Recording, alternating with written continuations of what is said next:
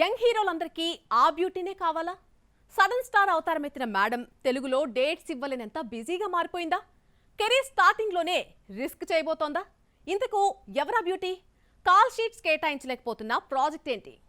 ఇప్పటి వరకు యంగ్ హీరోలందరికీ స్త్రీలీలనే కావాలి. డాన్సింగ్ క్వీన్ సౌత్ సినిమాలు తగ్గించి మెల్లిగా బాలీవుడ్ పై కాన్సన్ట్రేషన్ చేస్తూ ఉండడంతో ఇప్పుడు ఫోకస్ కయాద్ లోహర్ మీదకి షిఫ్ట్ అయింది. డ్రాగన్ తో ఓవర్ నైట్ స్టార్ బ్యూటీగా మారిన మిస్ అస్సామీకి వద్దంటున్న ఆఫర్లు వస్తూనే ఉన్నాయి. బాలీవుడ్ టు టాలీవుడ్ వరకు యంగ్ హీరోస్ అంతా ఆమెతో వర్క్ చేసేందుకు ఇంట్రెస్ట్ చూపించడంతో అమ్మడికి డిమాండ్ బాగా పెరిగింది.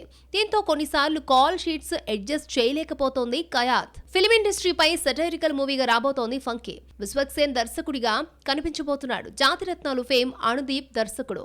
ఈ సినిమాలో కయాద్ హీరోయిన్ గా ఫిక్స్ అయింది. కానీ మేడం డేట్స్ అడ్జస్ట్ చేయలేకపోతుందని టాక్. ప్రెజెంట్ ఆమె చేతిలో 6 డజన్కు పైగా చిత్రాలున్నాయి. మలయాళంలో young heroes Dulquer, Tovino Thomas, Nivin పౌలితో ఐయామ్ గేమ్, పల్లి చట్టంబి తారం చిత్రాలకు కమిట్ అయింది. ఇటు తమిళ్లోనూ శింబు, జీవి ప్రకాష్, అథర్వ, శివకార్తికేయన్ లాంటి ఎనర్జెటిక్ గాయ్స్ తో జోడీ కడుతోంది. ఇవన్నీ ఒక ఎత్తైతే పారడైజ్ మరో ఎత్తు.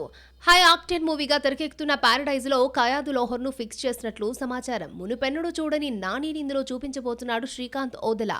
ఇందులో డ్రాగన్ బ్యూటీ వేశ్య పాత్రలో నటించబోతుందన్న మ్యాటర్ చక్కర్లు కొడుతోంది. ఈ సినిమాలో ఆమెది బలమైన క్యారెక్టరైజేషన్ గా ఉండబోతుందని టాక్. కెరియర్ స్టార్టింగ్ లోనే వేశ్య పాత్ర చేయడం అంటే రిస్క్ అయినప్పటికీ వెండితెరపై ఈ రోల్ పండితే హీరోయిన్ కెరియర్ నే మార్చేసిన దాఖలాలున్నాయి. సో ఈ క్యారెక్టర్ తనకు ఒక మైల్ స్టోన్ మూవీగా మారుతుందని భావిస్తుందట కయాద్. అస్సామీ బ్యూటీ ఆలోచన మంచిదే, మరి తేడా వస్తే మొదటికే మోసం కూడా రావచ్చు.